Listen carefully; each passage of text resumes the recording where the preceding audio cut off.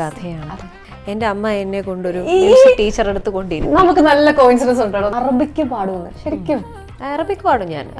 മലയാളികൾക്ക് അത് അത്രയും സുപരിചിതമല്ലെന്ന് തോന്നുന്നു. മലയാളികൾക്ക് അത് അറിയാം. അയ്യോ അങ്ങനെ പറഞ്ഞൂടാ, പിന്നെ ഞാൻ എന്തിനു വന്ന ചന്ദനജാലകം ഈശ്വര കോളാമ്പി എവിടെ തീയൊക്കെ ഇങ്ങനെ തുപ്പി നടക്കുമ്പോ എല്ലാം നമുക്ക് കേൾക്കാൻ ഭയങ്കര സുഖമായിരിക്കും. കിട്ടിയാ ഇല്ല ചോദിച്ചു വാങ്ങിച്ചു. ഇപ്പൊ ആരുടെ റൗണ്ടായത്? എന്റെ സ്ട്രെസ് ഉണ്ടോ? ഇല്ല. എന്തിന്? ജിമ്മിൽ പോവാറുണ്ടോ? ഇന്ന് ഞാനൊരു 1 കിലോ കുറഞ്ഞു. എനിക്ക് FM ഇന്റർവ്യൂ ഉണ്ടെന്ന് ഞാൻ ആലോചിച്ചാലും ഹബീബി അനൂറിലായനി യസ്സകിൻ ഖയാലി.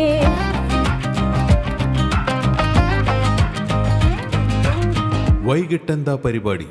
ഹായ് ഹലോ നമസ്കാരം, ഇത് RJ മരിയ ആണ് ഫ്രം നമ്മുടെ അയർലൻഡ് FM മലയാളത്തിന്റെ ഹൃദയതാളം. ഇന്ന് വൈകിട്ടെന്താ പരിപാടിയിൽ എൻ്റെ കൂടെ സ്പെഷ്യൽ ഒരു ഗസ്റ്റാണ്.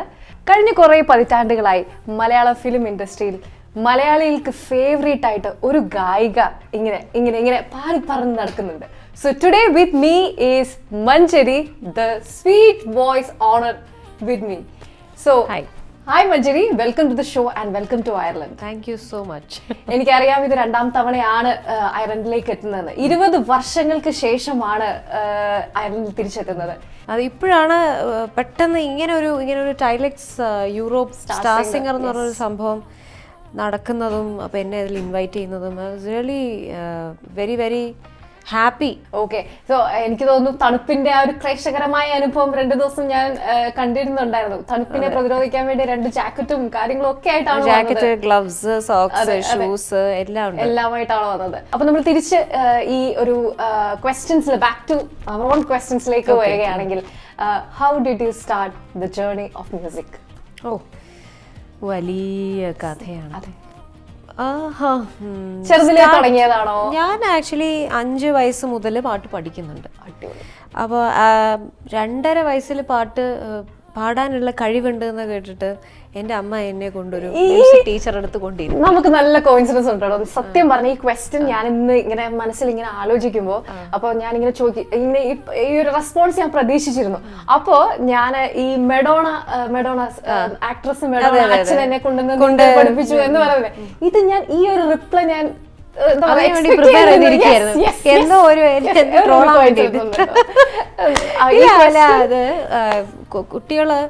കൊച്ചു കുട്ടികൾ പൊതുവേ എന്തെങ്കിലുമൊക്കെ ടാലന്റ് ഉണ്ടെങ്കിൽ അത് പേരൻസ് ആണ് ആദ്യം മനസ്സിലാക്കുന്നത്. അപ്പം എൻ്റെ അമ്മയ്ക്ക് മ്യൂസിക് ഭയങ്കര ഇഷ്ടമാണ്.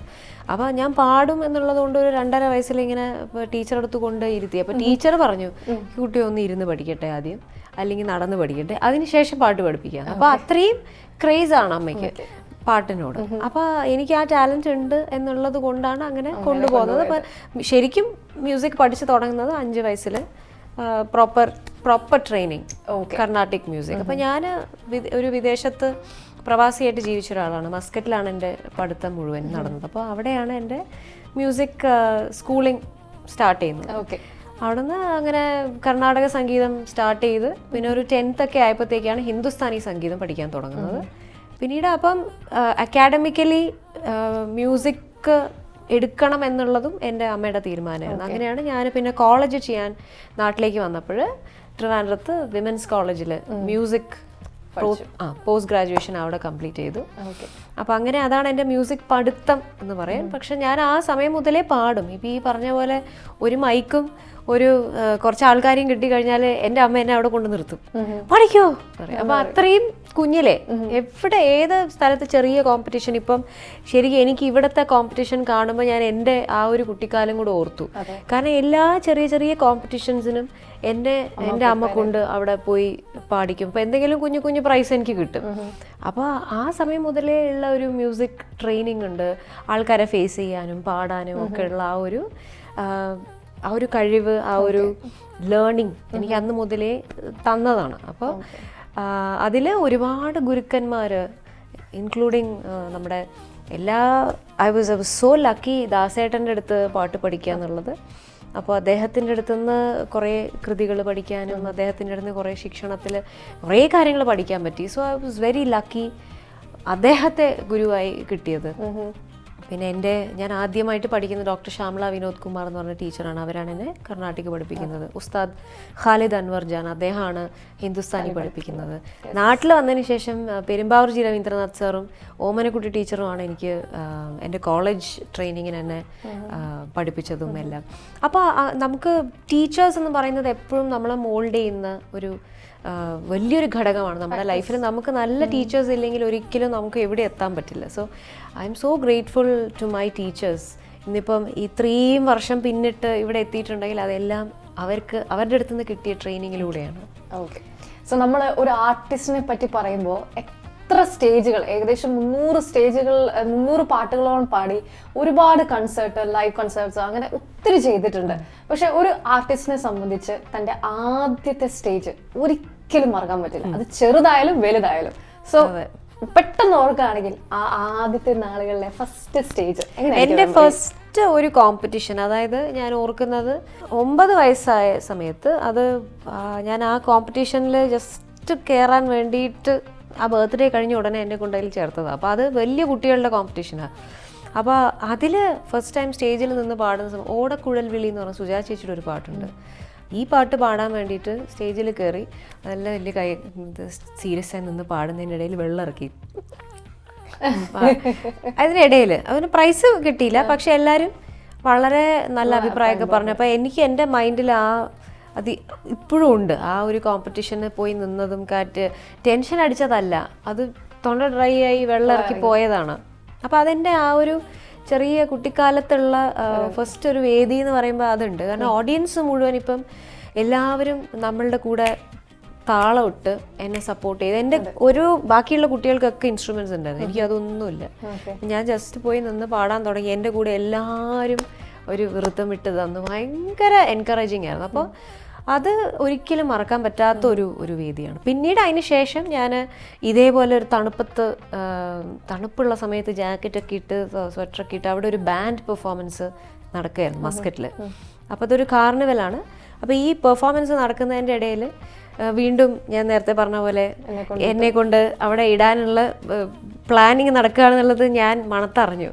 അപ്പം ഞാൻ ഒറ്റ ഉറക്കം, ഞാൻ എഴുന്നേൽക്കൂല എന്നുള്ള ദൃഢനിശ്ചയത്തിൽ ഞാൻ അങ്ങ് തീരെ മയങ്ങി അങ്ങ് വീണു. പക്ഷെ എന്നെ ഇവരെല്ലാം കൂടെ പിടിച്ച് നേരെ സ്റ്റേജിൽ കൊണ്ട് നിർത്തി. പാടിക്കുമെന്ന് പറഞ്ഞു. നിർത്തിയ പിന്നെ പാടും, ചായ കൊടുത്ത പോലെ. അപ്പോൾ അന്ന് ഊലല്ല എന്ന് പറഞ്ഞ പാട്ട്, അതൊരു ബാൻഡ്, ശിവ എന്ന് പറഞ്ഞൊരു റോക്ക് ബാൻഡ് ഉണ്ട് കൊൽക്കത്ത ബേസ് ചെയ്തിട്ടുള്ള. അപ്പോൾ അവർ വന്ന് അവിടെ പെർഫോം ചെയ്ത്, റിഹേഴ്സൽ ഒന്നുമില്ല, അങ്ങ് പോയി പാടി.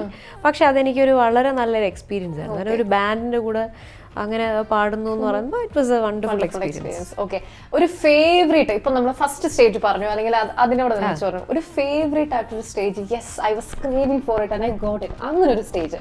എൻ്റെ ലൈഫിൽ എനിക്ക് വന്നിരിക്കുന്ന ഓരോ ഓപ്പർച്യൂണിറ്റീസും ഞാൻ ബിലീവ് ചെയ്യുന്നത് is A miracle from God. അപ്പം ഞാൻ ഭയങ്കര ദൈവവിശ്വാസി. അപ്പോൾ എനിക്ക് എല്ലാം ദൈവത്തിൻ്റെ അടുത്തുനിന്ന് കിട്ടുന്ന ഒരു അനുഗ്രഹമായിട്ടാണ് ഞാൻ കാണുന്നത്. അപ്പം എനിക്ക് ഉണ്ടായിട്ടുള്ള ചില അങ്ങനത്തെ മിറക്കിൾസ് പോലെയുള്ള സംഭവം എന്ന് വെച്ചാൽ, രവീന്ദ്ര മാസ്റ്റർ ഞാൻ വളരെയധികം ആഗ്രഹിച്ചിരുന്നു മാസ്റ്റർക്ക് വേണ്ടിയിട്ട് പാടണം, മാസ്റ്ററുടെ സംഗീതത്തിൽ പാടണം. പക്ഷേ നമുക്ക് മാസ്റ്ററുടെ അടുത്ത് എത്തിപ്പെടാനുള്ള യാതൊരു വഴിയോ ഒന്നുമില്ല അന്ന്. അപ്പോൾ ഞാൻ കോളേജിൽ പഠിക്കുകയാണ്. ചെറിയ പ്രോഗ്രാംസും കാര്യങ്ങളൊക്കെ നടക്കുമ്പോൾ ഒരു TV പ്രോഗ്രാമിൽ ഞാനൊരു പാട്ട് പാടി, ഒരു ക്ലാസിക്കൽ, ഒരു ഹിന്ദി പോലത്തെ ഒരു സാധനം ഒരു പാടി എല്ലാം കഴിഞ്ഞു. അപ്പോൾ ഇതിങ്ങനെ TV ടെലികാസ്റ്റ് ഇന്ന ദിവസം വരും എന്ന് പറഞ്ഞു. അപ്പോൾ ഇങ്ങനെ കണ്ടുകൊണ്ടിരിക്കുമ്പോൾ ഞാൻ മനസ്സിലാലോചിച്ചു, നമുക്ക് രവീന്ദ്ര മാഷിൻ്റെ അടുത്തൊന്നും പോകാൻ പറ്റുന്നില്ലല്ലോ, നമ്മുടെ ഈ പാട്ടെങ്കിലും മാഷിനൊന്ന് കേൾപ്പിക്കാൻ പറ്റിയിരുന്നെങ്കിൽ അറ്റ്ലീസ്റ്റ് ഒരു വോയിസ് ടെസ്റ്റിനെങ്കിലും പോകാമല്ലോ എന്ന് പറഞ്ഞ് ഞാനിങ്ങനെ ഈ പാട്ട് ഇങ്ങനെ TV കണ്ടുകൊണ്ടിരിക്കും. ഇതൊക്കെ എല്ലാം കഴിഞ്ഞ് എനിക്കൊരു ഫോൺ കോള്. ആ ഫോൺ ഞാനെടുത്ത് എന്നെ വിളിച്ചത്, മോളെ ഞാൻ രവീന്ദ്ര മാസ്റ്ററാണ്. അപ്പോൾ ഇതെനിക്ക് ഇപ്പോഴും എനിക്കറിയില്ല, ഞാനത് ഇറ്റ്സ് എ മാജിക് അല്ലെങ്കിൽ എന്നൊരു മിറക്കിളാണ്. കാരണം നമ്മൾ മനസ്സിൽ ആഗ്രഹിച്ചു മാഷ് അത് കാണണം, പക്ഷെ എന്തോ മാഷ് അന്ന് TV ഇട്ട് വേറെ ഏതോ ഒരാളുടെ പാട്ട് കേൾക്കാൻ വേണ്ടി ഇട്ടതപ്പോൾ എൻ്റെ പാട്ട് അതിൽ കേട്ടു. അങ്ങനെയാണ് എനിക്ക് വടക്കും നാഥൻ എന്ന് പറഞ്ഞ പടത്തിൽ പാഹി പരമ്പൊരുളെ എന്ന പാട്ട് പാടാൻ കിട്ടുന്നത്. സോ അത് തീർച്ചയായിട്ടും എൻ്റെ ലൈഫിൽ എനിക്ക് കിട്ടിയ ഒരു ഭാഗ്യങ്ങളിൽ ഒന്നെന്ന് വെച്ചാൽ നമുക്ക് ദൈവം ഉണ്ടെന്നുള്ളതിൻ്റെ ഒരു മാനിഫെസ്റ്റേഷൻ ശരിക്കും വിശ്വസിക്കുന്ന ഒരാളാണോ? മാനിഫെസ്റ്റേഷൻ അല്ല, അതെല്ലാം അവിടെ നിന്ന്. ഞാനൊന്നും കൂടുതൽ ചോദിക്കാറില്ല, കാരണം നമുക്ക് വേണ്ടത് എന്താണെന്നുള്ളത് ദൈവത്തിന് അറിയാം. അത് കൃത്യമായിട്ട് കൃത്യസമയത്ത് തന്നിരിക്കും. ഓക്കെ, സോ ഇനി കരിയർ ബ്രേക്ക് ത്രൂ ആയിട്ടുള്ളൊരു സമയമാണ് 2005, 7, 6, 7, 8 എന്ന് പറയുന്നത്. അപ്പൊ കരിയർ ബ്രേക്ക് ത്രൂ ആ അച്ചുവിന്റെ അമ്മയിലാണ് ആദ്യമായിട്ട് മലയാള സിനിമയ്ക്ക് വേണ്ടി പാടുന്നത് അല്ലേ? അതിൽ അവാർഡും കിട്ടിയിട്ടുണ്ട്, അവാർഡ്സ് വന്നിട്ടുണ്ട്. പക്ഷെ അതാണ് ആദ്യം ഇറങ്ങുന്നത്. ഞാൻ അതിന് മുന്നെയാണ് ഒരു ചിരി കണ്ടാൽ പാടുന്നത്. രാജാ സാറിന്റെ അടുത്ത് ഫസ്റ്റ് പാടുന്ന പാട്ട് ഒരു ചിരി കണ്ടാലാണ്. ഇറങ്ങുന്ന എൻ്റെ ഫസ്റ്റ് പ്രോജക്റ്റ് മീര ജാസ്മിനിലൂടെയാണ്. അപ്പം അതിന് മുന്നേ വേറെയും കുറേ പാട്ടുകൾ പാടി. പക്ഷെ ഞാൻ പറഞ്ഞ നേരത്തെ ദൈവത്തിന്റെ ഒരു ടൈമിങ്, ദൈവം ഇതാണ് നിശ്ചയിച്ചിരിക്കുന്നത്. ഫസ്റ്റ് ഡ്യുവറ്റ് പാടിയത് കെ.ജെ. യേശുദാസ് സാറിന്റെ കൂടെ അല്ലേ? അല്ല, അത് വിജയ് യേശുദാസിന്റെ കൂടെ. ഓക്കെ. സോ എങ്ങനായിരുന്നു ആ ഒരു സിനിമയുടെ ആ ഒരു ഇതിലേക്ക് എത്തുന്നത്? എങ്ങനായിരുന്നു ആ ഫസ്റ്റ് കയ്യിലോട്ട് കിട്ടുന്ന ഒരു അവാർഡ്സും കാര്യങ്ങളും ഒക്കെ തന്നെ ആയിരുന്നു? അതെ. സോ എങ്ങനെ, ഹൗ ഡിഡ് യു? അല്ല, അതൊരു ഒരു സ്ട്രഗിൾ എനിക്കുണ്ടായിരുന്നു ലൈഫിൽ. അതായത് നമ്മൾക്ക് ഈ പറയുന്ന റെക്കമെൻഡേഷൻസോ അങ്ങനത്തെ ഒന്നും ഇല്ല. അപ്പോൾ ഇതെങ്ങനെയാണ് ഇത് വർക്ക് ചെയ്യുന്നതെന്ന് അറിയില്ല. നമ്മൾ എങ്ങനെയാണ് ഒരു മ്യൂസിക് ഡയറക്ടർ അടുത്ത് പോകുന്നത്, അവിടെ പോയി വോയിസ് ടെസ്റ്റ് ചെയ്യണം, ഇതൊന്നും എത്തിപ്പെടാനുള്ള മാർഗങ്ങളില്ല. പക്ഷേ ദൈവം അതിനെ ഇങ്ങനെ റൂട്ട് ചെയ്തു എന്ന് പറയില്ലേ, ഈ മാപ്പ് ഓൾറെഡി വരച്ചു വെച്ചിട്ടുണ്ട്. അപ്പോൾ അത് എനിക്കിപ്പോഴും ആലോചിക്കുമ്പോൾ എപ്പോഴും അതിശയമാണ്. കാരണം ഞാൻ എൻ്റെ അച്ഛനും കൂടി ചെന്നൈയിൽ മുഴുവനും ഒരു CD ആയിട്ട് കുറേ പാട്ടുകൾ, അതിൽ ഇംഗ്ലീഷ്, അറബിക്, മലയാളം, തമിഴ്, തെലുങ്ക് പല ടൈപ്പ് പാട്ടുകൾ പാടി റെക്കോർഡ് ചെയ്ത് അന്ന് അവർ പറയുന്നത് നിങ്ങൾ CD കൊണ്ട് കൊടുക്കൂ, അപ്പോൾ അവർ പാട്ട് കേട്ട് നിങ്ങളുടെ പാട്ട് ഇഷ്ടപ്പെട്ടെങ്കിൽ നിങ്ങൾ വിളിക്കും. അങ്ങനെയാണ്. അപ്പോൾ എല്ലാ സ്റ്റുഡിയോസിലും പോയി CDs ഇങ്ങനെ കൊടുത്തു. അപ്പോൾ രാജാ സാറിൻ്റെ അടുത്ത് സ്റ്റുഡിയോയിൽ പോയപ്പോൾ അല്ല അവർ കേൾക്കും വിളിക്കും എന്നൊക്കെ പറഞ്ഞു അവർ. അപ്പോൾ എല്ലാം വെച്ചു. അപ്പോൾ അവിടെ ഒരു അമ്പലമുണ്ട്, ഒരു കുഞ്ഞൊരു ഗണപതി ടെമ്പിൾ. അപ്പോൾ ഞാനവിടെ ദൈവമേ പ്രാർത്ഥിച്ചു, പാടാനൊരു അവസരം കിട്ടുമോയെന്ന് അറിയില്ല എന്നുള്ള രീതിയിൽ പ്രാർത്ഥിച്ചിട്ടൊക്കെ പോയി. പിന്നെ വീട്ടിലെത്തിയപ്പോൾ ഞാൻ വളരെ വിഷമത്തോടെ ചോദിച്ചു, അച്ഛാ എനിക്ക് സിനിമയിൽ പാടാനൊക്കെ പറ്റുമോ? കാരണം ഇതൊക്കെ ഭയങ്കര ഡിഫിക്കൽട്ടല്ലേ, ഇവിടെ നമ്മൾ CD കൊടുത്ത് അവർ കേൾക്കുമോ ഇല്ല. അപ്പോൾ അത് അച്ഛനും ഇതേപോലെ അത് ദൈവം നിശ്ചയിച്ചിട്ടുണ്ടെങ്കിൽ നടക്കും, അല്ലെങ്കിൽ അത് വിട്ടേക്കും. അങ്ങനെ അത് കഴിഞ്ഞു. പിന്നീട് ഞാനൊരു ടെലിഫിലിം പാടാൻ വേണ്ടിയിട്ട് ഗിരീഷ് പുത്തഞ്ചേരി സാർ, അദ്ദേഹം മ്യൂസിക് ചെയ്ത് ലിറിക്സ് ചെയ്ത ഒരു പ്രോജക്റ്റ്. അപ്പോൾ അതിലൊരു പാട്ട് ഞാൻ പാടാൻ പോയി. അത് പാടി കഴിഞ്ഞപ്പോഴത്തേക്ക് എന്നോട് പറഞ്ഞു, മോളെ ഞാനിങ്ങനെ മെയ് ഇന്ന മാസം ഇന്ന ദിവസം ഇളയരാജ സാറിൻ്റെ അടുത്ത് എനിക്കൊരു പ്രോഗ്രാം, ഒരു സിനിമ വർക്ക് ഉണ്ട്. അപ്പോൾ ആ സമയത്ത് കുട്ടി അങ്ങോട്ട് വരൂ, ഒരു വോയിസ് ടെസ്റ്റ് ചെയ്യാം, സാറിന് ഇഷ്ടപ്പെട്ട് കഴിഞ്ഞാൽ പാട്ട് പാടാം. ഇല്ല. അപ്പോൾ ഞാൻ ആലോചിച്ചു അത് നടക്കുമോയെന്നറിയില്ല. അപ്പോൾ അപ്പോഴും ഹോപ്സ് ഇല്ല. എന്ന് വെച്ചാൽ അതിപ്പം എല്ലാവരും ചിലപ്പോൾ ഒരു ചുമ്മാ കാണുമ്പം ഒരു മുഖസ്തുതി പറയുന്നത് പോലെ അങ്ങ് പറഞ്ഞിട്ടുണ്ടാവും, അത്രേ ഉണ്ടാവുമെന്ന് വിചാരിച്ചു. പക്ഷെ അദ്ദേഹം കൃത്യമായി ആ സമയത്ത് വിളിച്ചു. എന്നിട്ട് പറഞ്ഞു, ഇവിടെ പോകാനുണ്ട്, കുട്ടി റെഡി ആയിക്കോളൂ, അധികം എക്സ്പെക്റ്റേഷൻ ഒന്നും വേണ്ട, ഇഷ്ടപ്പെട്ടാൽ പാട്ട് കിട്ടും എന്ന് പറഞ്ഞു. അപ്പോൾ അങ്ങനെ അവിടെ ചെന്ന് ഒരു വോയിസ് ടെസ്റ്റ് ചെയ്തു. വോയിസ് ടെസ്റ്റ് കഴിഞ്ഞപ്പോഴത്തേക്ക് അവർക്ക് സാർ അവിടെ നിന്ന് പറഞ്ഞതാ പാട്ട് പഠിച്ചോന്ന് പറഞ്ഞു. അങ്ങനെയാണ് ഒരു ചിരി കണ്ടാൽ പഠിക്കുന്നത്. പക്ഷെ അതും ഈ പറഞ്ഞ ഒരു ലോട്ടറി ആയിരുന്നു. കാരണം ആ പടത്തിൽ ഒരു ഡ്യുവറ്റ് രാജാ സാറിൻ്റെ കൂടെയും പാടാൻ കിട്ടി. പിന്നെ എനിക്ക് തോന്നുന്നു വേറെയും 3 സിംഗേഴ്സും എല്ലാവരും കൂടെ ചേർന്നിട്ടുള്ള ഒരു ഗ്രൂപ്പ് സോങ്ങും ഉണ്ടായിരുന്നു. അത് കഴിഞ്ഞ് സാർ വെയിറ്റ് ചെയ്യാൻ പറഞ്ഞു. അതിന് നെക്സ്റ്റ് ഡേ ഒരു തമിഴ് പ്രോജക്റ്റ് ഉണ്ട്, അപ്പോൾ തമിഴിലേക്ക് നമുക്ക് പാടാന്ന് പറഞ്ഞിട്ട് അങ്ങനെ 2 പാട്ട് ആ തമിഴ് കരകാട്ടക്കാരി എന്ന് പറഞ്ഞ പടത്തിലും പാടി 5 പാട്ട് ലോട്ടറി അടിച്ചിട്ടാണ് വന്നത് നാട്ടിൽ. നേരത്തെ പറഞ്ഞായിരുന്നു അറബിക്ക് പാടുമെന്ന്. ശരിക്കും അറബിക് പാടും ഞാൻ. മലയാളികൾക്ക് അത് അത്രയും സുപരിചിതമല്ലെന്ന് തോന്നുന്നു. മലയാളികൾക്ക് അത് അറിയാം. ഞാൻ കുട്ടി ജനിച്ചിട്ട് നാള് കുറച്ചാവുന്നില്ല. നമ്മളൊക്കെ നല്ല പ്രായ വ്യത്യാസമുണ്ട്, കാണുന്ന പോലെ അല്ല. അത് ഞാൻ വളർന്നതൊക്കെ മസ്കറ്റിലാണ്. അപ്പൊ ഞങ്ങൾക്ക് അറബിക് എന്ന് പറയുന്ന ലാംഗ്വേജ് കമ്പൾസറിയാ, പഠിക്കണം. എനിക്ക് ഒരുപാട് അറബ് ഫ്രണ്ട്സും ഉണ്ടായിരുന്നു. അപ്പോൾ ഞാൻ ഈ പാട്ട് അവർ ഇങ്ങനത്തെ കുറേ അക്ഷരങ്ങളുണ്ട്, അത് ഭയങ്കര കൗതുകമായിരുന്നു. എനിക്ക് പെട്ടെന്ന് ഒരു സൗണ്ട്, ഞാൻ മിമിക്രി ഒക്കെ കാണിക്കുമായിരുന്നു പണ്ട് സ്കൂളിൽ പഠിക്കുമ്പോൾ. പിന്നീട് ദാസേട്ടനാണ് പറഞ്ഞത്, ഇമ്മാരത്തെ വേലത്തരം വേണ്ട, മിമിക്രി ഒക്കെ കാണിച്ചു കഴിഞ്ഞാൽ ശബ്ദം പോവും. അതുകൊണ്ട് MS തൃപ്പൂണിത്തറയൊക്കെ ആയിരുന്നു എൻ്റെ മിമിക്രി. അപ്പോൾ അത് കഴിഞ്ഞാൽ ശബ്ദം വളരെ പ്രശ്നമാണ്. അപ്പോൾ അതോടെ അതൊന്നും വേണ്ട, mimicry, mono act, fancy dress, ഈ പരിപാടിക്ക് എല്ലാം ഫസ്റ്റ് പ്രൈസാണ്. ഇതിനൊക്കെ ഭയങ്കര താല്പര്യം. അപ്പോൾ അതൊന്നും വേണ്ട, ചെയ്ത ശബ്ദം കേടാവുന്നുള്ളത് കൊണ്ട് പിന്നെ അതൊക്കെ മാറ്റി, അതൊന്നുമില്ല. അപ്പോൾ എൻ്റെ അടുത്ത് ഈ അറബിക് സോങ്സിന് ഇങ്ങനത്തെ കുറേ അക്ഷരങ്ങളാണ്, കേൾക്കാൻ നല്ല രസമാണ്. അപ്പം ഞാൻ ഈ ഒരു സംഭവം എന്നെ വല്ലാണ്ട് അങ്ങ് ആകർഷിച്ചു. അപ്പം ഞാൻ കുറേ പാട്ടുകൾ പഠിക്കാൻ തുടങ്ങി. അങ്ങനെയാണ് അറബിക് മ്യൂസിക്കിനോടും ഒക്കെ ഒരു താല്പര്യം വന്നു തുടങ്ങി. ഓക്കെ. സോ ഇനിയും നമ്മൾ ഈ ഒരുപാട് കൊളാബറേഷൻ ചെയ്തിട്ടുണ്ട് ഇളയരാജ സാറിൻ്റെ കൂടെ, രവീന്ദ്രൻ മാസ്റ്ററിൻ്റെ കൂടെ, അങ്ങനെ ഒത്തിരി കൊളാബറേഷൻ ഉണ്ട്. ഹൃദയത്തിലോട്ട് ഇങ്ങനെ എടുത്തു പിടിക്കാൻ പറ്റുന്ന, ചേർത്ത് പിടിക്കാൻ പറ്റുന്ന, ക്ലോസ് ടു ദ ഹാർട്ട് ഏതായിരിക്കും? ഏത് കൊളാബറേഷൻ ആയിരിക്കും? അയ്യോ, അതൊക്കെ ഭയങ്കര ഡിഫിക്കൽട്ട് ആയിട്ടുള്ള ക്വസ്റ്റ്യൻ ആണ്. കാരണം നമുക്ക് ഈ പറയുന്ന എല്ലാ ലെജൻഡറി ആയിട്ടുള്ള മ്യൂസിക് ഡയറക്ടേഴ്സ്, കാരണം ഞാൻ ദേവരാജ മാസ്റ്ററുടെ ലാസ്റ്റ് പീരീഡ് ആയിരുന്നു അത്. അദ്ദേഹം ആ സമയത്തൊരു ശ്രീനാരായണ ഗുരു അദ്ദേഹത്തെക്കുറിച്ചൊരു ആൽബം ചെയ്തിരുന്നു. അപ്പോൾ അതിൽ I could be part of it. അപ്പോൾ അത് പാടി ദേവരാജ മാഷ്, അർജുനൻ മാസ്റ്റർ, ഇവരുടെയൊക്കെ പ്രോജക്ട്സിൽ എനിക്ക് പാടാൻ പറ്റി. MG രാധാകൃഷ്ണൻ സാർ, പിണക്കമാണോ, പിന്നെ രവീന്ദ്രൻ മാസ്റ്റർ, ജോൺസൺ മാസ്റ്ററുടെ 4-5 മൂവീസിൽ എന്തേ കണ്ണനാണ് ഞാൻ ആദ്യം പാടുന്നത്. അതിനുശേഷം പിന്നെ അദ്ദേഹത്തിൻ്റെ ലാസ്റ്റ് വർക്ക് വരെ I could be part of his team. അപ്പോൾ അതുപോലെ Vidyasagar sir, Raveendran master, S Balakrishnan sir, നമ്മുടെ ഗോഡ് ഫാദറിലെ music director S Balakrishnan sir, അങ്ങനെ SP വെങ്കടേഷ് സാറ്, കുറേ മ്യൂസിക് ഡയറക്ടേഴ്സിൻ്റെ കൂടെ ആ ടൈമിലുള്ള അവരുടെ കൂടെ വർക്ക് ചെയ്യാൻ പറ്റി. പിന്നീട് നമ്മുടെ പുതിയ തലമുറ ഓഫ് കോഴ്സ്. അപ്പോൾ ആ ഒരു ടൈമിലുള്ള ആൾക്കാരുടെ കൂടെ വർക്ക് ചെയ്യുക എന്ന് പറയുന്നത് ഇറ്റ് ഈസ് വലിയ ബ്ലെസ്സിങ് ആണ്.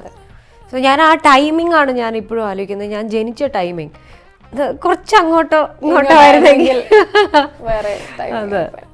സോ ഇനിയും ഏറ്റവും കൂടുതൽ മഞ്ജുയുടെ ലൈഫിൽ you are known for your love for ഗസൽസിനെ ഇത്രയധികം ഇഷ്ടപ്പെടുന്ന ഒരാൾ ഒരുപാട് പേര് കാണും. പക്ഷെങ്കിൽ ഒരു ബാക്ക് ഹിസ്റ്ററി നോക്കി കഴിഞ്ഞു കഴിഞ്ഞാൽ യുവർ ലവ് ഫോർ ഗസൽസ് ഭയങ്കര അമേസിംഗ് ആണ്. എടുത്തു പറയാനുള്ളത് മീഡിയ വണ്ണിന് വേണ്ടി ചെയ്ത ഖയാൽ എന്ന പ്രോഗ്രാമാണ്. ഖയാലിലേക്ക് എങ്ങനെ എത്തിപ്പെട്ടു, അല്ലെങ്കിൽ അങ്ങനെ ഒരു ഷോ ചെയ്യാനുള്ള ഒരു മോട്ടോ ഹൗ വാസ്? അല്ല, ഞാൻ ഗസൽസ് ഞാൻ ഒരുപാട് കേൾക്കുമായിരുന്നു. അപ്പോൾ കേരളത്തിലുള്ള എല്ലാവർക്കും പാട്ട് ഇഷ്ടമാണ്, പക്ഷെ അർത്ഥം അറിയില്ല. ഒരുപാട് പേർക്ക് ഇതെന്താ പാടുന്നതെന്നും മനസ്സിലാവുന്നില്ല. അവർ ആ ട്യൂണ് മാത്രമാണ് ആസ്വദിക്കുന്നത്. അപ്പം ഞാൻ ആലോചിച്ചു, എന്തുകൊണ്ട് ഇങ്ങനൊരു കോൺസെപ്റ്റ് ഡെവലപ്പ് ചെയ്തുകൂടാ, ഒരു ഗസൽ പാടി ആ ഗസലിൻ്റെ അർത്ഥം എന്താണെന്ന് എല്ലാവർക്കും പറഞ്ഞു കൊടുക്കുന്ന വിധത്തിലുള്ളൊരു സംഭവം. അങ്ങനെ ഞാൻ ആ ഒരു പ്രോജക്റ്റ് ഉണ്ടാക്കി, അതിന് ഖയാൽ എന്നുള്ള പേരിട്ട് എൻ്റെ മ്യൂസിഷ്യൻസും ടീമും ഒക്കെ ആയിട്ട് ഷിബു ചക്രവർത്തി സാറാണ് ഞാനുമായിട്ട് ഇൻ കോണ്ടാക്റ്റ് ഉണ്ടായിരുന്നത്. അപ്പം ഞാൻ എൻ്റെ ഈ ആശയം അദ്ദേഹത്തോട് ഇങ്ങനെ പറഞ്ഞപ്പോൾ അദ്ദേഹം ആ സമയത്ത് മീഡിയ വണ്ണിൽ വർക്ക് ചെയ്യണം. അപ്പോൾ പറഞ്ഞു നമുക്ക് ഈ പ്ലാറ്റ്ഫോമിലേക്ക് ഇത് കൊണ്ടുപോയാലോ എന്ന് ചോദിച്ചിട്ട് അങ്ങനെയാണ് ഖയാൽ എന്ന് പറയുന്ന ഈ സംഭവം മീഡിയ വണ്ണിലേക്ക് അവരെടുക്കുന്നത്. സോ അതായിരുന്നു അതിൻ്റെ തുടക്കം. അതിനുശേഷം ഒരുപാട് നോൺ മലയാളീസ് അഭിപ്രായങ്ങളും റെസ്പോൺസസും ഒക്കെ എനിക്ക് വന്നു തുടങ്ങി. ഇങ്ങനെ ഞാൻ ഒരുപാട് നോൺ മലയാളി ക്രൗഡ്സിൻ്റെ ഇടയിൽ പ്രോഗ്രാം ചെയ്തു. സോ അതൊരു ടോട്ടലി ഡിഫറെൻറ്റ് വേൾഡാണ്. I really love that singing, ആ ഒരു പോയട്രി കാര്യങ്ങൾ. കാരണം എന്ത് ബ്യൂട്ടിഫുൾ ആയിട്ടാണ് ലവ് ആയാലും ഒരു ഹാർട്ട് ബ്രേക്ക് ആയാലും എല്ലാം എക്സ്പ്രസ് ചെയ്യുന്നത്. How do you see women's representation from your starting of your career till this 20s? എനിക്ക് തോന്നുന്നത് ഞാനൊരു ഇങ്ങനെ ഒരു പേഴ്സണാലിറ്റി, ഇങ്ങനെ ഒരു സ്ട്രോങ് വുമൺ ആയതിൻ്റെ പിറകിൽ എൻ്റെ അമ്മയുടെ സപ്പോർട്ട് തന്നെയാണ്. കാരണം എന്നിലുള്ള കഴിവ് കണ്ടുപിടിച്ച് എനിക്ക് സ്കൂളിൽ പഠിക്കുന്ന സമയത്ത് സയൻസ് എടുത്തിട്ട് ഡോക്ടറാണെന്നൊക്കെയായിരുന്നു എൻ്റെ മനസ്സിൽ. കാരണം എനിക്ക് കെമിസ്ട്രി ഭയങ്കര ഇഷ്ടമായിരുന്നു. പക്ഷെ ഞാൻ കോമേഴ്സ് എടുക്കണമെന്നും ഞാൻ മ്യൂസിക്കിലേക്ക് പോകണമെന്നും എൻ്റെ അമ്മയുടെ താല്പര്യമായിരുന്നു. അപ്പോൾ അമ്മ ഓൾറെഡി മനസ്സിലുണ്ടായിരുന്നു ദറ്റ് ഈ കുട്ടി ഒരു പാട്ട് പാടേണ്ട ഒരു കുട്ടിയാണ്. അപ്പോൾ എന്നെ അങ്ങനെയാണ് മോൾഡ് ചെയ്ത് എടുത്തത്. അപ്പം കോളേജ് പഠിത്തം ആയാൽ പോലും ഞാനൊരു വിമൻസ് കോളേജിലാണ് പഠിച്ചത്. അപ്പോൾ എനിക്ക് വേറെ ഡിസ്ട്രാക്ഷൻസ് ഒന്നുമില്ല, പഠിത്തം മാത്രം. അപ്പം മ്യൂസിക് എല്ലാ ഫോക്കസ് കംപ്ലീറ്റ് മ്യൂസിക്കിലായിരുന്നു. എന്നെ കംപ്ലീറ്റ്ലി നിയന്ത്രിച്ചിരുന്നത് അമ്മയാണ്. അപ്പോൾ നമുക്ക് അങ്ങനത്തെ ഒരു പ്രായമാണ്, നമ്മുടെ പെട്ടെന്ന് മൈൻഡ് അങ്ങോട്ടും ഇങ്ങോട്ടും ഒക്കെ ആയിപ്പോവും, നമ്മൾ ഡൈവേർട്ട് ആവും. അതൊന്നുമല്ല. അപ്പം അതുകൊണ്ടാണ് I could do a lot of classical കച്ചേരികളും. അല്ലെങ്കിൽ ഒരിക്കലും ക്ലാസിക്കലിലേക്ക് ഫോക്കസ് പോവുകയില്ല. ഞാൻ ഫിലിം മ്യൂസിക്കായി മാറിയതിന്. പക്ഷേ I was very busy with singing classical and film, രണ്ടും ബാലൻസ് ചെയ്യാന്ന് പറയുന്നത് വളരെ ബുദ്ധിമുട്ടായിട്ടുള്ളൊരു കാര്യമാണ്. അപ്പോൾ ത്രൂ ഔട്ട് ഇപ്പോൾ മ്യൂസിക് വീട്ടിലാണെങ്കിലും തബ്ല പ്രാക്ടീസ്, അങ്ങനെ എല്ലാ മ്യൂസിക്കിലായിരുന്നു ഞാൻ കംപ്ലീറ്റ്ലി ജീവിച്ചുകൊണ്ടിരുന്നത്. ലൈഫിൽ ഏറ്റവും കൂടുതൽ ഒരു ചേഞ്ച് അല്ലെങ്കിൽ ലൈഫിനോടുള്ള ഒരു മോട്ടിവേഷൻ, ഒരു ഇതുണ്ടല്ലോ, എന്തായിരിക്കും? ഞാൻ ഒരു 7 years മുംബൈയിലേക്ക് താമസം മാറിയിരുന്നു. അപ്പോൾ അത് എൻ്റെ ഗുരുജി, അദ്ദേഹം ഇപ്പോൾ ഇല്ല, ഹീസ് നോ മോർ. അദ്ദേഹത്തിന് വലിയ ആഗ്രഹമായിരുന്നു ഞാൻ ഹിന്ദുസ്ഥാനി സംഗീതം കണ്ടിന്യൂ ചെയ്യണം, കുറച്ചുകൂടി ഹയർ സ്റ്റഡീസ് ചെയ്യണം എന്നുള്ളത്. അപ്പോൾ അങ്ങനെ ഞാൻ ബോംബെയിലേക്ക് ഒരു 7 കൊല്ലം താമസിച്ച് അവിടെ കൂടുതൽ പഠിക്കാൻ വേണ്ടിയിട്ട് അങ്ങോട്ട് നീങ്ങിയതാണ്. അവിടെ ഞാൻ ലൈഫ് കുറേ പഠിച്ചു. എന്ന് വെച്ചാൽ അവിടെയുള്ള ആൾക്കാർ, നമ്മൾ കേരളത്തിലും മസ്കറ്റിലും അവിടെ ഒന്നും ജീവിക്കുന്ന പോലെ ആയിരുന്നില്ല. ബിക്കോസ് ആൾക്കാരൊക്കെ ഒരു റോഡ് സൈഡിലൊക്കെ കിടന്നുറങ്ങുന്നു, കൊച്ചു കുട്ടികൾ തുണിയില്ലാതെയും, അവർക്ക് ആ പോവേർട്ടി എന്താണെന്നുള്ളതും വളരെ ഞാൻ കണ്ണുകൊണ്ട് കാണാണ്. ഭക്ഷണം, ഒരു നേരത്തെ ഭക്ഷണത്തിന് വകയില്ലാണ്ടും അങ്ങനെയൊക്കെ ഓരോരുത്തർ നടക്കുമ്പോഴും, നമ്മൾ ഹോട്ടലിൽ നിന്ന് ഫുഡ് കഴിച്ച് പുറത്ത് വരുമ്പോൾ അവിടെ ഉണ്ടാവും കുട്ടികൾ, എനിക്ക് എന്തെങ്കിലും കഴിക്കാൻ തരുമോ വാങ്ങി. അപ്പം ഇതൊക്കെ എനിക്ക് വല്ലാണ്ട് എന്നെ മാറ്റി, ഒരുപാട് മാറ്റം ഉണ്ടാക്കി എനിക്ക്. അപ്പം എന്താണ് ഒരു ഭക്ഷണമായാലും ഒരു താമസമായാലും ഇതെല്ലാം ഓരോ കാര്യത്തിനും എന്തുമാത്രം വിലയുണ്ട് എന്നുള്ളത് ഞാൻ ആ 7 വർഷമാണ് ഞാൻ പഠിച്ചത്. അതിനുശേഷം എൻ്റെ ലൈഫിൽ ഒരുപാട് മാറ്റങ്ങളുണ്ടായി. ഞാനും പല രീതിയിലും അവർക്ക് അവരുടെ കൂടെ ടൈം സ്പെൻഡ് ചെയ്യും, അവർക്ക് ഫുഡ് മേടിച്ചു കൊടുക്കാനോ അല്ലെങ്കിൽ അവരുടെ കൂടെ ഇരുന്ന് വർത്താനം പറയുക, അതൊക്കെ എനിക്ക് ഭയങ്കര ഇൻട്രസ്റ്റിംഗ് ആയിട്ടുള്ളൊരു കാര്യമായിരുന്നു. പിന്നീട് I moved into charity ചെയ്യാനും അതൊക്കെ എനിക്ക് വലിയ ഇഷ്ടമാണ്. ഓക്കെ, നമുക്കിനി തീ തുപ്പുന്ന റാപ്പിഡ് ഫയറിലേക്ക് കോളാമ്പി എവിടെ? ഓക്കെ, അലറില്ലായിരുന്നു അത്, എന്തൊക്കെ ചോദ്യങ്ങളുണ്ടെന്ന് തോന്നുന്നു. ഇല്ല, ജസ്റ്റ് റാപ്പിഡ് ഫയർ, പെട്ടെന്ന്. One song U can't stop humming, എപ്പോഴും മൂവിൽ കൂടെ നടക്കുന്ന ഒരു പാട്ട്. പാതിരാ പുള്ളുണർന്നു എന്ന് പറഞ്ഞ പാട്ട്, അതില് ചന്ദനജാലകം, ആ പോർഷൻ എനിക്ക് ഭയങ്കര ഇഷ്ടമാണ്. ഓക്കെ, വേറൊരാൾ പാടിയിട്ട് ഞാൻ ആ പാട്ട് പാടിയിരുന്നു എന്ന് ചിന്തിക്കാറുണ്ടോ? ഇല്ല, ഒരു പാട്ടും അങ്ങനെ ഇല്ല ലൈഫിൽ. Okay, favourite Malayalam lyrics? സന്ധ്യയെ കണ്ണീരിതെന്തേ. Okay, coffee or tea while composing or recording? Coffee. One word to describe music, life, stage, fans' life? Myself. If not a singer, what would have you become? A doctor. Okay. Studio recording or live concert? What thrills? Live. Okay. Your comfort food after a long day? ചോറ്, രസം, chicken. Okay, ഒരു കാര്യം ഇത് ചെയ്താൽ ഞാൻ happy ആയിരിക്കും എത്ര മൂഡോട്ടാണെങ്കിലും? Dance. Okay, ഭക്ഷണം കറക്റ്റ് കേട്ടോ, അല്ലേ? ഫുഡ് പെട്ടെന്ന് ഓർത്തില്ല. One word your friends would describe you about? Foodie. Okay. Biggest stress buster? Husband ആണെന്ന് മാത്രം പറയില്ലേ? Stress buster, food. Biggest cheerleader of your life?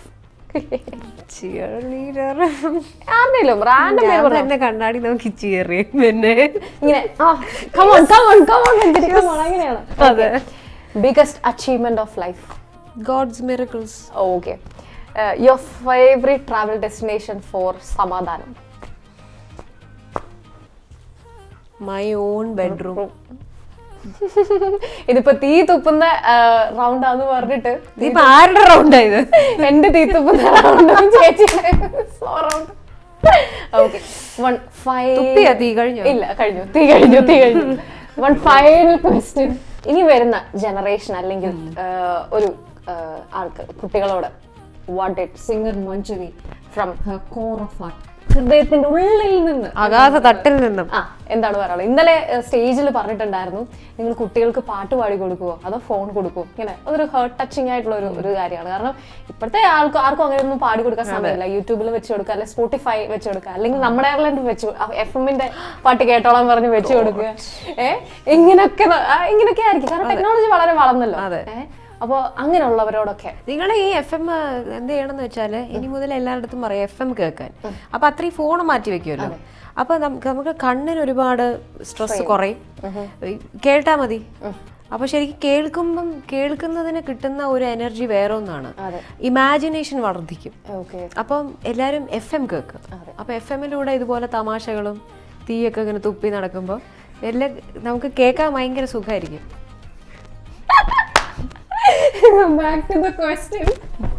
Back to the question എന്താണ് അപ്കമിങ് ടാലന്റഡ് എല്ലാ കുട്ടികളൊക്കെ വളരെ ടാലന്റഡ് തന്നെയാണ്. അപ്പം നിങ്ങൾ കുറേ കൂടുതൽ ഫോക്കസ് നിങ്ങൾക്ക് try and B A good student of music rather than thinking of fame അല്ലെങ്കിൽ മേക്കിംഗ് മണി. നമ്മുടെ കയ്യിൽ ടാലൻറ്റ് എപ്പോഴും ഉണ്ടെങ്കിൽ മാത്രമേ ബാക്കിയൊക്കെ വന്നോളും. നമ്മൾ ചെയ്യാൻ പറ്റുന്നത് keep practising and stay focused. കാരണം ഈ ഫെയിം, പൈസ, കാര്യങ്ങളെല്ലാം തന്നെ അത് അവിടെ നിന്ന് നമ്മുടെ ലക്ക് അനുസരിച്ച് വരുന്നതാണ്. സോ അതിൻ്റെ പുറകെ ഓടാതെ just keep practising whatever you are doing. നിങ്ങളുടെ ടാലൻറ്റ് വർദ്ധിപ്പിച്ചുകൊണ്ടിരിക്കുക. Stay focused. ആൻഡ് ഒരു പേഴ്സണൽ ക്വസ്റ്റ്യൻ ചോദിച്ചോട്ടെ, how are you becoming this much slim? ഞാനോ? പറഞ്ഞു തരൂ. ഞാൻ അങ്ങനെ സ്ലിമ്മായി ഞാൻ പ്രത്യേകിച്ചൊന്നും ചെയ്യുന്നില്ല. പിന്നെ സ്ട്രെസ് ഉണ്ടോ? ഇല്ല. എന്തിന്? ജിമ്മിൽ പോകാറുണ്ടോ? ഇന്ന് ഞാനൊരു 1 കിലോ കുറഞ്ഞു. എനിക്ക് FM ഇന്റർവ്യൂ ഉണ്ടെന്ന് ഞാൻ ആലോചിച്ച് ഞാൻ തീ തുപ്പി അതുകൊണ്ട് വല്ലാത്ത സ്ട്രെസ്സായിരുന്നു എനിക്ക്. അല്ല, ഈ പറയുന്ന ആൾക്ക് എന്താ കുഴപ്പം? നല്ല മെലിഞ്ഞിട്ട്. നോ ചേച്ചി, കുറച്ചുകൂടെ മെലിയാനുണ്ട്. കൈയൊക്കെ കുറച്ചുകൂടെ മെലിയാൻ. സാരമില്ല. ആണോ? പിന്നെ ചേച്ചി എന്നെ മോട്ടിവേറ്റ് ചെയ്തോണ്ടേ ഇരിക്കുകയാണ്. One or the other way. നമ്മളിപ്പോ ഒരു സാധനം കഴിക്കാണ്ടിരുന്നു കഴിഞ്ഞാല് കുറെ നാള് നമ്മളത് കഴിക്കാണ്ടിരിക്കും. പിന്നെ നമ്മൾ ചാടി കയറി അത് കഴിക്കും. സത്യമാണ്. അപ്പൊ അത് വീണ്ടും തടി വെക്കും. അപ്പൊ അത് എല്ലാം കഴിക്കുക. ഞാൻ 2-3 എക്സസൈസ് ചെയ്യും. വെറുതെ ഇങ്ങനെ നമുക്ക് കിടന്നുകൊണ്ട് ചെയ്യാൻ പറ്റിയ എക്സസൈസുകളുണ്ട്. ഞാൻ പറഞ്ഞു തരാം.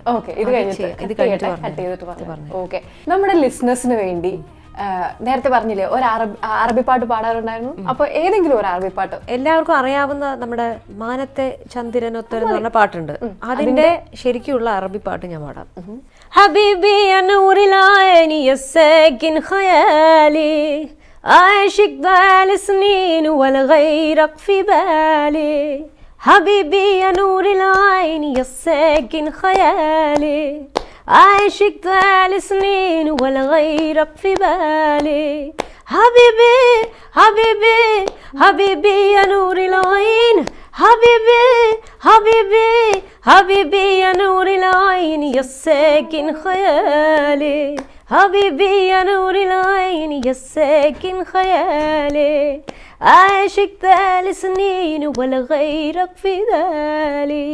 നമ്മുടെ RJ മറിയയ്ക്ക് വേണ്ടിയിട്ട് തന്നെ. Oh my God again. അപ്പൊ എല്ലാ പെൺകുട്ടികളായ RJ-കൾക്കും വേണ്ടിയിട്ട് woman empowerment, you note it. പഠിക്കോ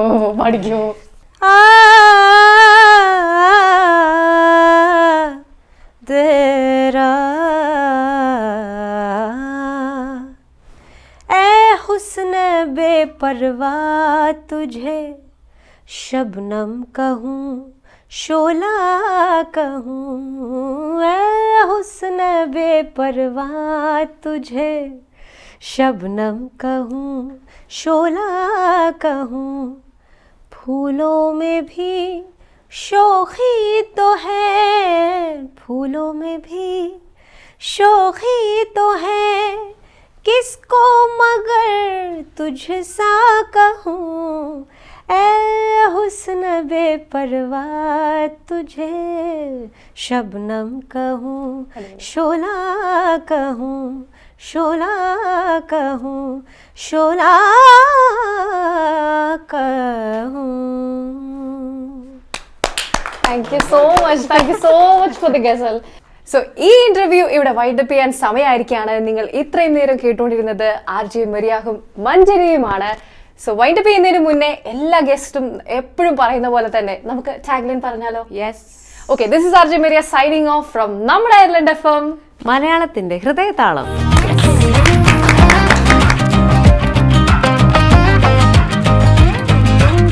വൈകിട്ടെന്താ പരിപാടി?